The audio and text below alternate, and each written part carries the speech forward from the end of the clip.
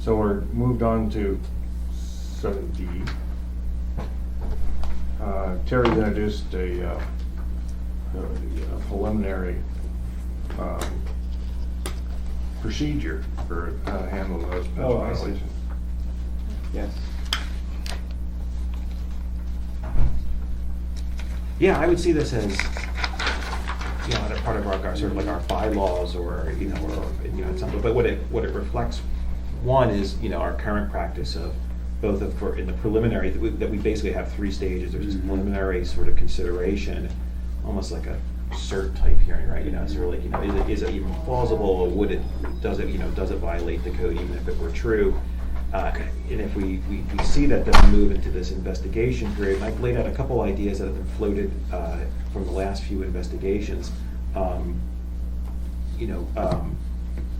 As a practice, having not only the clerk's office but also the chairperson inform the respondent and the complainants, informing them that they can. Now here's attend open and executive sessions. I'm not sure if that's what we want to do, but and may be called to testify.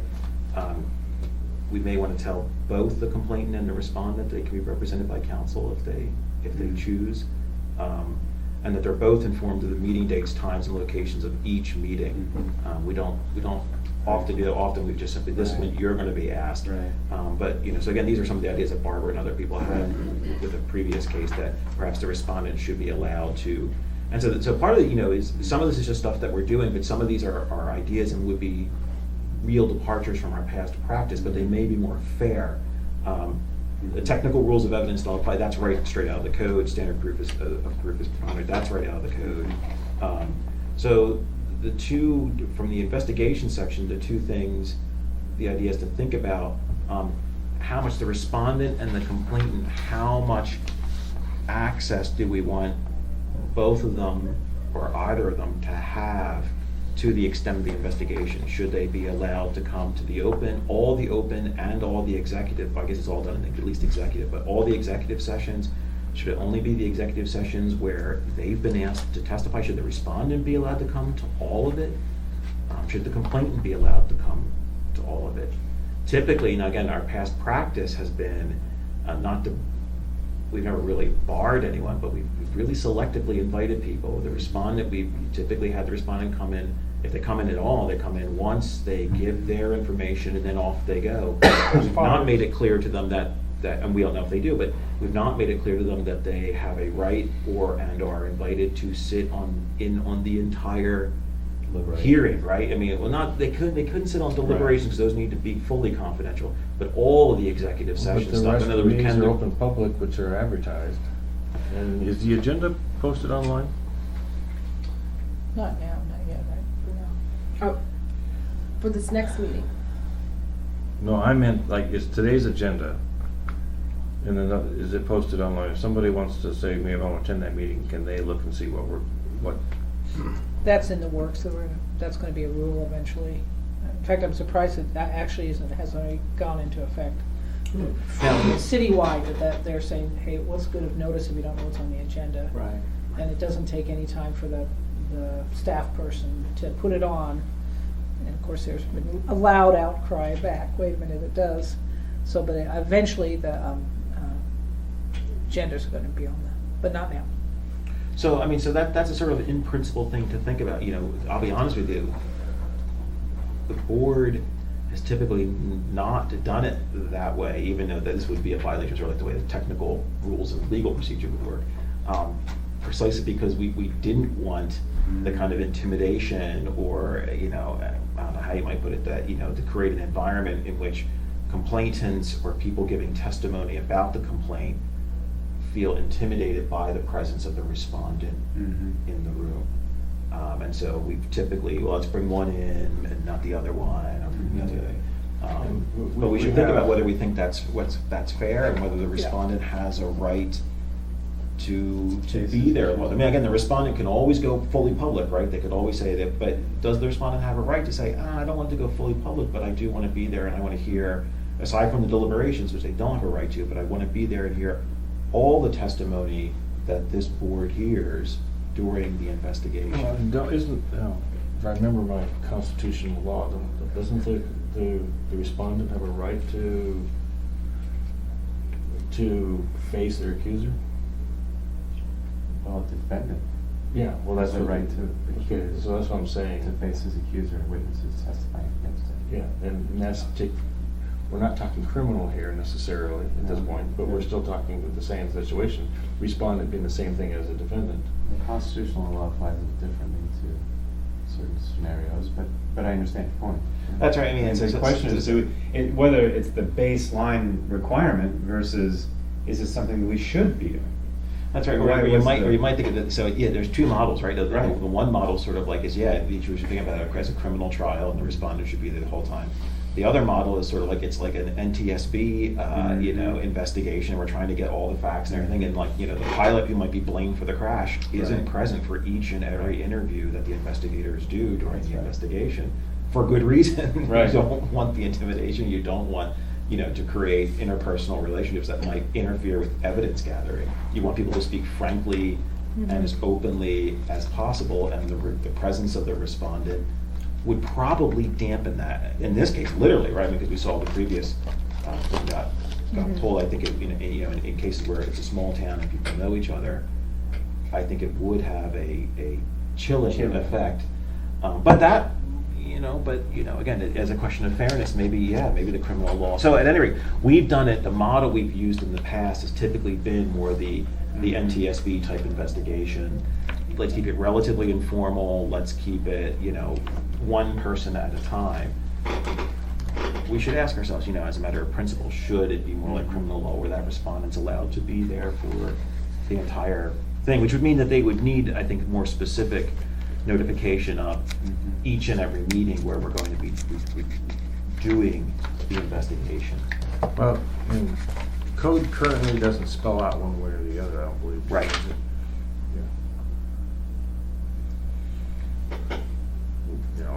And I code- agree, just because it's the way it's always been done doesn't necessarily mean that's the way it should be done. That's right. There is some Well, rationale behind it, but And it's it came up definitely last debatable. time, it came up last time. That's right. Too, where it's not clear what's been done in the past. It's not clear whether what's been done in the past is the right way to do it. It's not clear what the practice has been or what it should, I Well, mean. mostly because to it's me, handed down word of mouth from. Right. Well, that's right. Chair, This is part of I the think thing that's a that little bit more of a This one formal. case we had recently really exposed, I completely agree with you. I think this needs to be organized and addressed, and whether it's perfect or not, get something down and then we can modify it later, but at least have something that we can rely on when these things come up.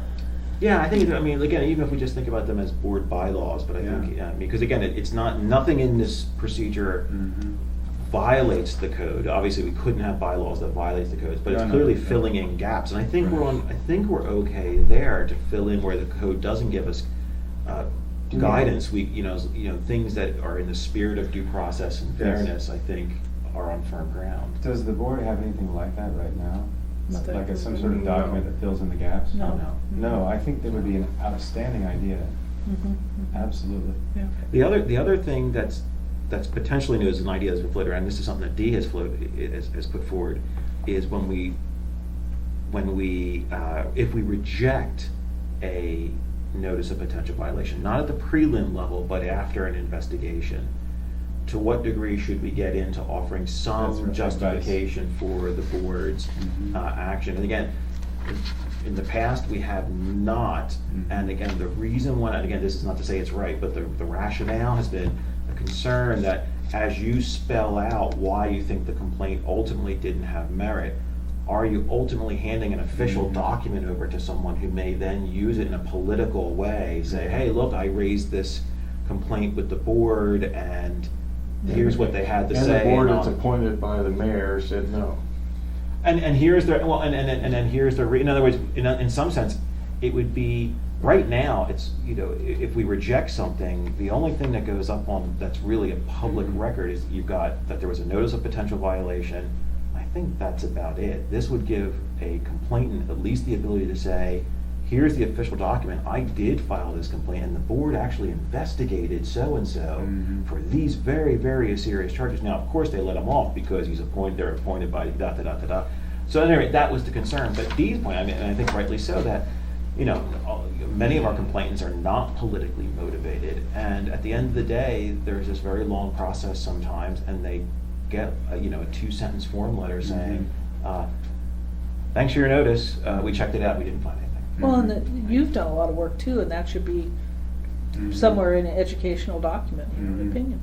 Well, that's true, and it deprives to some degree Yeah. future boards. We're lumped back in the same thing. It's like it becomes part of the oral tradition of, oh, I remember a couple of years ago we rejected that for the following reasons, but there's nothing written up and there's no Well, what document. was interesting when I was studying for my class that I taught at the university for Steve Smith. So I went back to the website and I read Those are everything great. I could so that I could discuss what was public. I could discuss in the class as to what types of cases we brought up and whatnot. And it helps to understand at least that part of the history. And some of the stuff I appreciate is a lot of the stuff is confidential, but at the same time, procedures like this, I'm surprised since 2007, nothing like this has come forward. Was this board created in 2007? That's when the ethics code was put in. I don't know what existed before that. I know, I think, at least when I started, Greg, who was chair at the time, really emphasized, and I think it sounds like this was the way it was before too, really emphasized not turning the board into a kind of like, legalistic institution, keeping things relatively informal, keeping things relatively low key. And I think a lot of this stuff reflects that the idea is that, people are going to be fair, but we're not going to have written down procedures, and everything's going to be kind of Loosey-goosey? Yeah, I prefer the word organic, but yes, loosey-goosey. But I think as we've seen with the last few that we've had, that particularly when you have high-profile ones, Yeah. it puts a lot of pressure on our procedures, I and when agree. we don't really have procedures, I agree.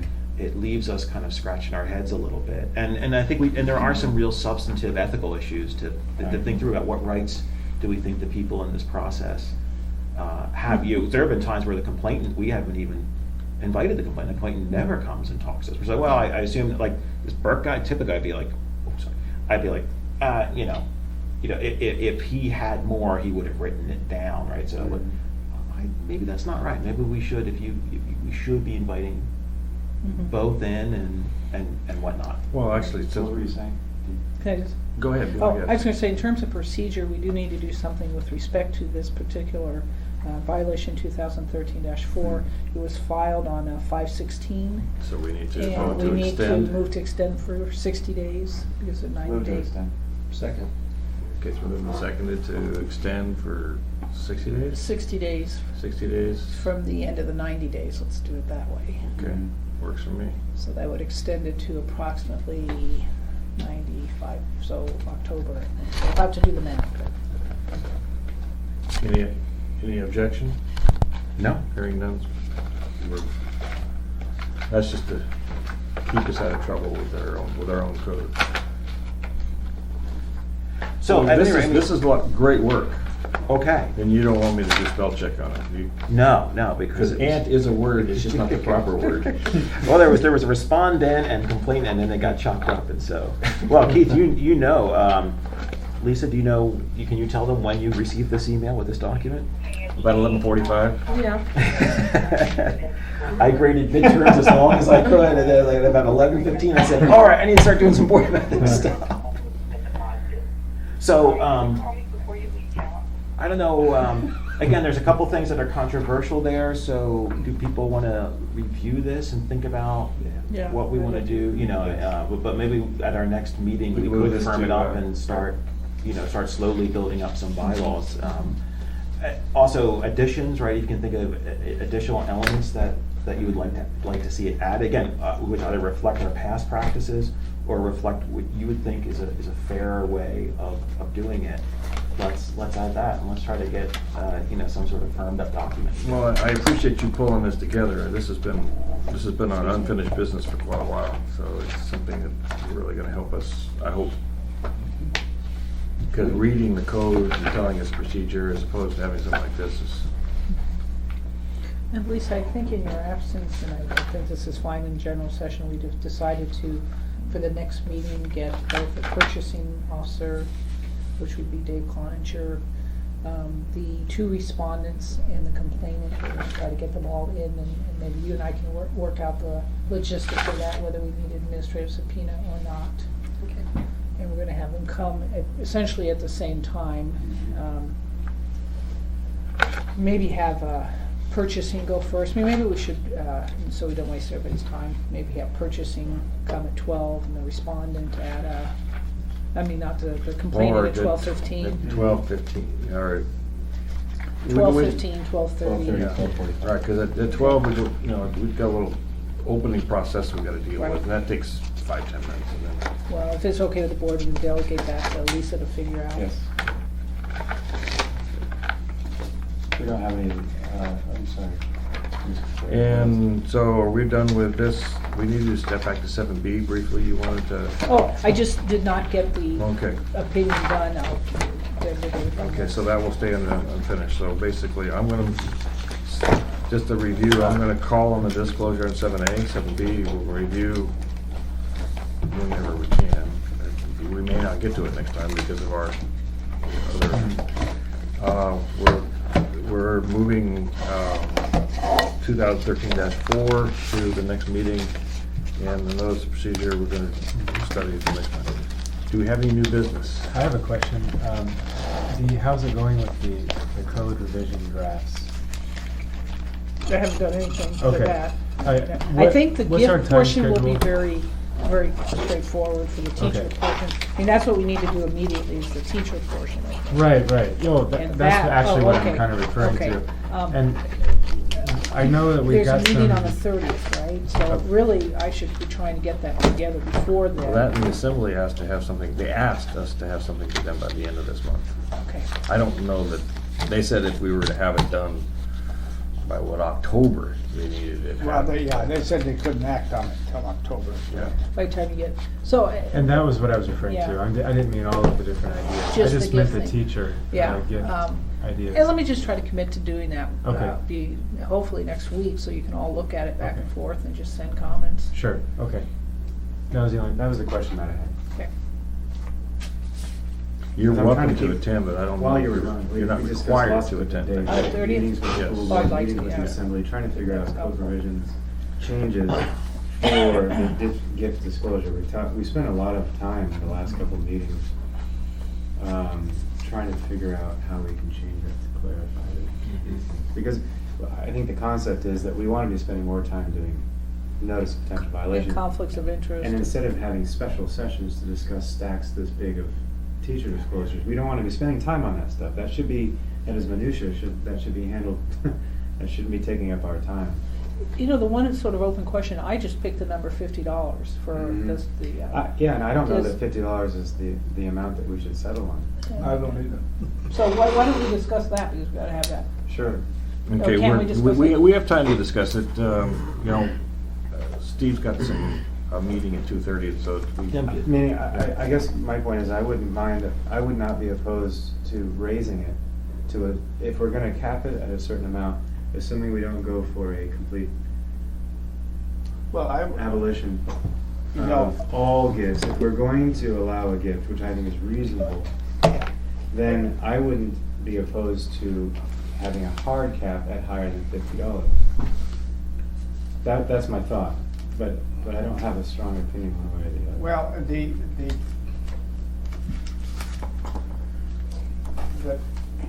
the one state that was it Maryland, has a zero, Boston, city of Boston. Boston. Right, Okay, having a zero is not a bad thing. right. And the reason I say that, but then Keith said something about that might drive it under, but, that happens, no matter what happens, that could be under now. But what I was giving some thought to is have zero. Teachers don't can accept any gift from any parent. The parent has to give the gift to the PTA. The PTA in turn gives it to the principal, and the principal approves it and it goes to the teacher. So the teacher, Yeah. the teacher still receives it. Yeah, the teacher still receives it, but there's no connection between the student and the teacher that way. Only from the PTA, and the PTA can, whatever. And then would you have no cap? Huh? And then there would be no cap.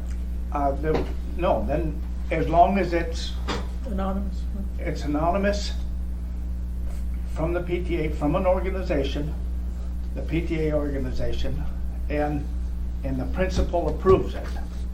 And if the principal has a problem with it or is not sure, he sends it to this committee here.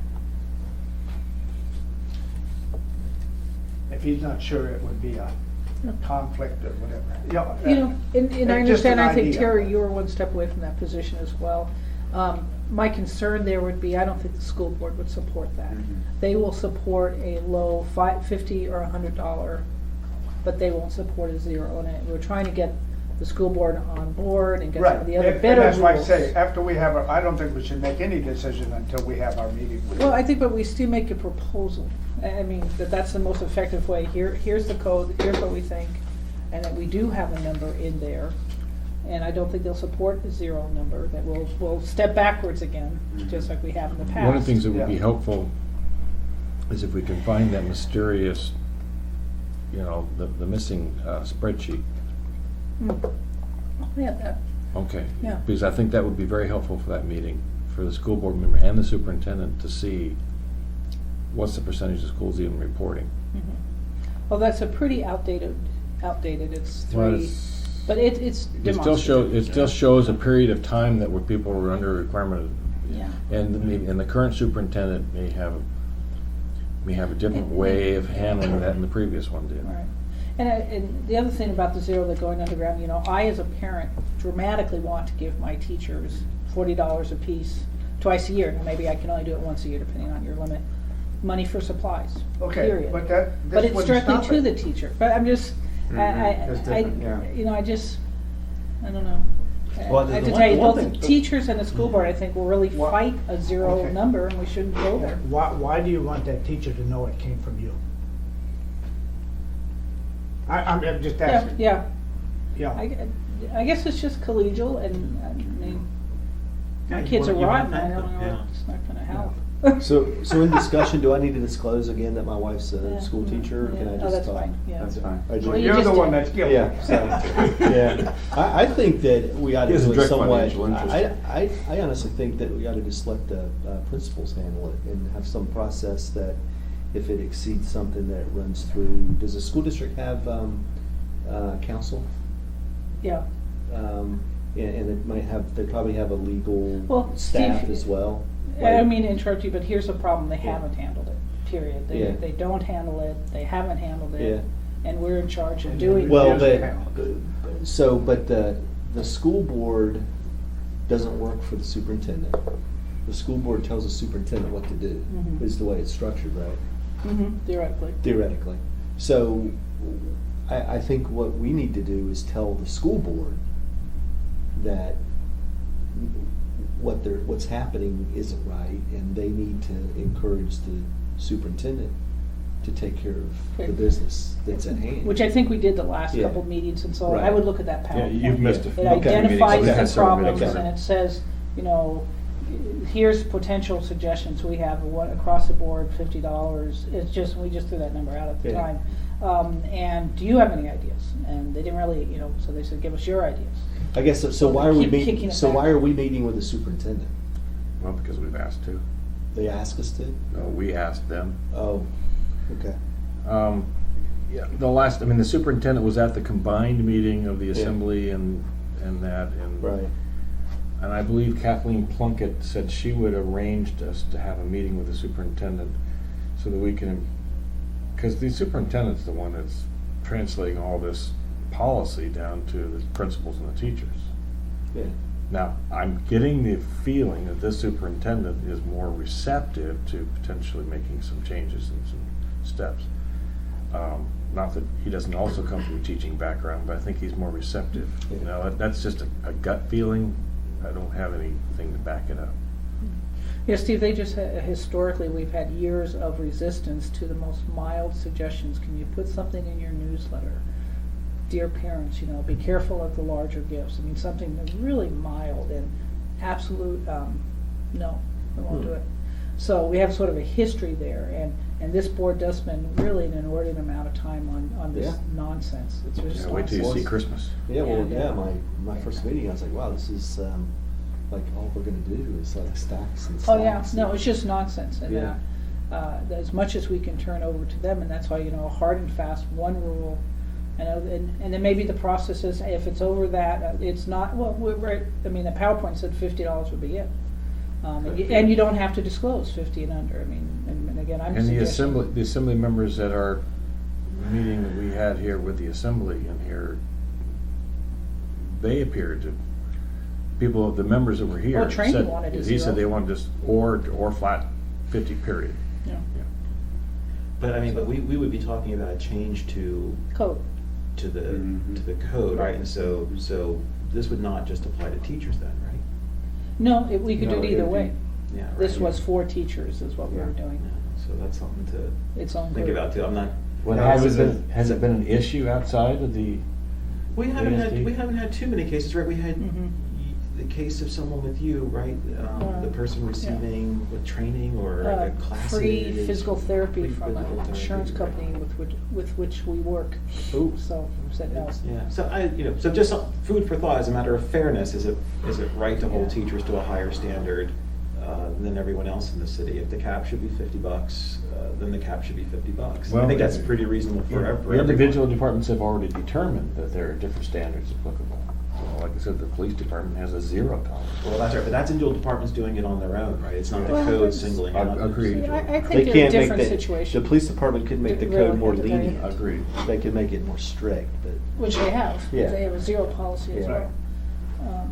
And I guess, Terry, the other thing is, I appreciate your point and thought about it, but we need to do one step at a time, and this teacher thing needs to be resolved, so we stop spending this kind of time, and they stop spending the time. And they appear to be amenable to a simple code, with, 4 or 5 rules, and that Not both the- the parents and the representatives who were here at the last few meetings, something very simple, Assembly's Not- open to it. Not greater than nominal, kind of a thing. Yeah, take out the word nominal, put definition in, eliminate disclosure, Yeah, because right. nominal is a word like reasonable. yeah. So. Anyway, but let me, we're back to the amount, I mean, I've got to do these code changes, and my $50 is just something I threw out because that's in our rules about disclosure, it has nothing to do with a cap, really. But- I'll just, I guess I the mean, the concern I have for 0, and I know I Yeah. floated up to 0, the only concern I have for 0 is, I myself, when I gave that interview, said like, look, you don't have to give teachers $150, teachers love handwritten notes, they love things that you Mhm. bake, things that you Mhm. make, that show more of yourself and your time and your energy. But strictly speaking, an apple pie doesn't have 0 value, Mhm. right? That would be a gift of nominal value, right? But it's not gonna be 0.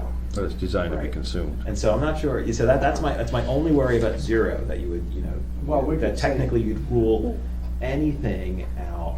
And I still think there should be room for, the spirit of the rule originally was nominal, right? But to me, nominal means like, cookies that you baked, or an apple pie. Or cupcakes, because or- Lisa, you're not trying to influence us, are you? I would even argue though that school supplies are the same as baked goods, and probably of more value to the school.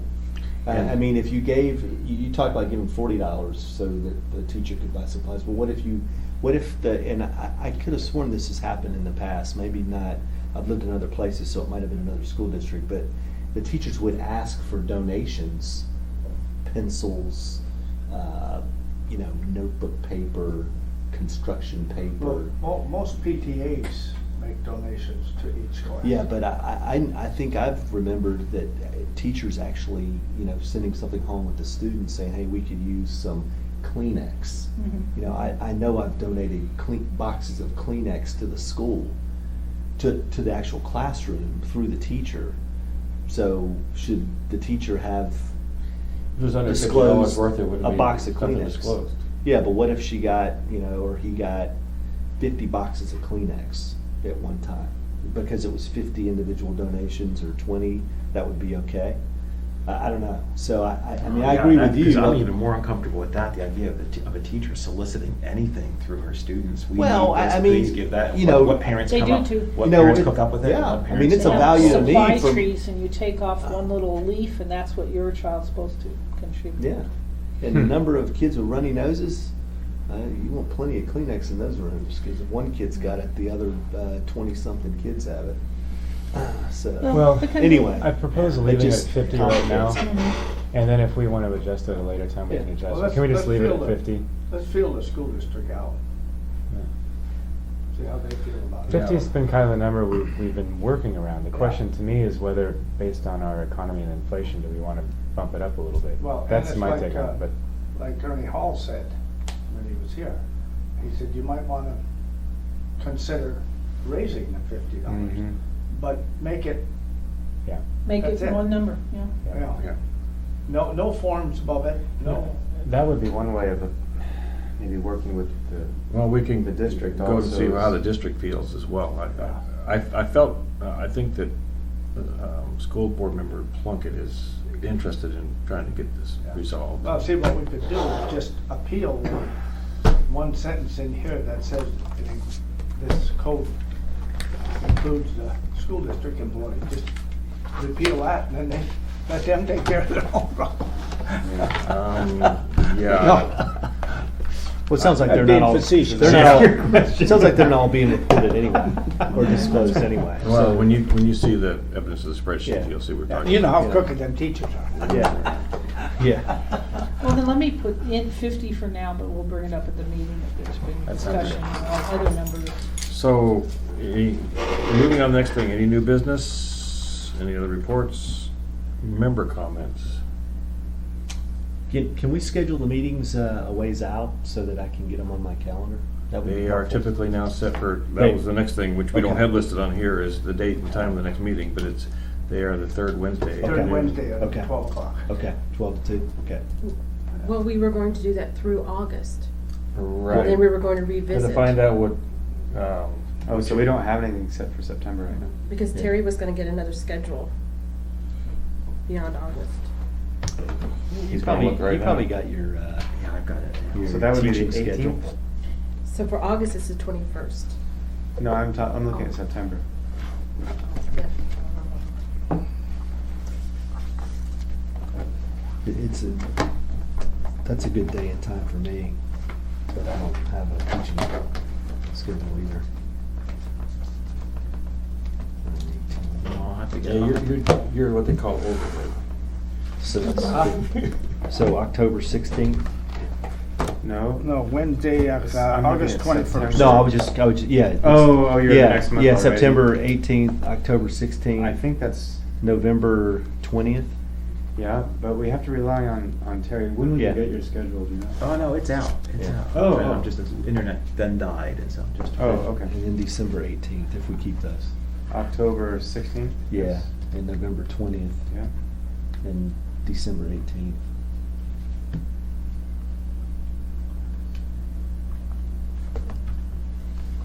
Apparently, his version, where he finds the schedule is not user-friendly, because look at that giant, that tiny little menu. Did you say November 20th? Is that banner? Yeah. No, Oh. it's just the Oh. main website. Oh, You said November 20th, right? yeah, November 20th and December 18th. Oh, you're right, yeah, that's what I can do, right? They should populate your Outlook calendar automatically, so you know when you're scheduled. Hey, that'd be nice, wouldn't it? Automatically put in there. I've got to run too. Okay. Okay, thank you, Dee. Okay. So short of that, we're ready to move for adjournment. Okay, well, you're getting training by 5:00. Yeah, I know. I Thank you, will. Dee. Now, Appreciate you very much. Your term is up in October, is that right? That's right. And are you interested in running again? Mine How is- far out do we need to schedule these? Mine is. Oh, that's a good point. Yeah, that's right. October. Sorry? I'm up in October. Right. Oh, did you fill a spot? Huh? You filled a spot? Yeah, Do you anticipate? Robbins, I continuing? think. Robbins spot. And, And he's been talking to the people. yeah. You, what? He's spoken with Larry Baker and the lady from. I'm gonna stay on the board. Okay. Good. But here, Dr. Kelly, nobody knew exactly what you wanted to do. It's because I'm not sure yet what I want to do. Okay. You haven't made up your mind I yet? haven't made up my mind yet. Okay, well, Oh, yeah, so, yeah, but in that case, it might not matter. can we set? Are you still looking at I'm still looking it up, Mm. yeah. Well, the August 21st ought to be good because the We haven't. instruction started. hasn't started. Yeah, okay, yeah. Yeah, so Okay. at least Yeah, I August know I've got 21st stuff is on the good. 20th, but the Yeah. 21st is good. So it's just a question it? How do you, what is your relationship with the? I'm an associate dean in the community and technical college, Oh, okay. so I don't All right. teach. I push paper. Okay. I administrate. Are you on the same type of schedule as? I have a lot more flexibility. There's just some set things that I always have on my schedule. I mean, that as far as the beginning of the school year and things, they correspond to what, to Terry's? I work 12 months out of the year for Oh, one. oh, so oh, yeah, yeah, okay. yeah.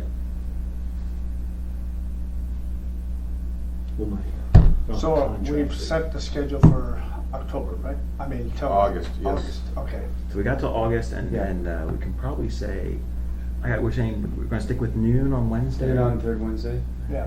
This is just. So do we have a motion for adjournment? Move to adjourn. We have a second? Second. Moving second to move for adjournment. Any opposition? While we wait for Terry's, I'm watching the It's blue almost- bar. it's almost like the old Yeah. AOL days, right? Well, we have the next meeting. I know. Yeah, we can deal with it. We're set for the Yeah, next meeting, that's yeah. what's important.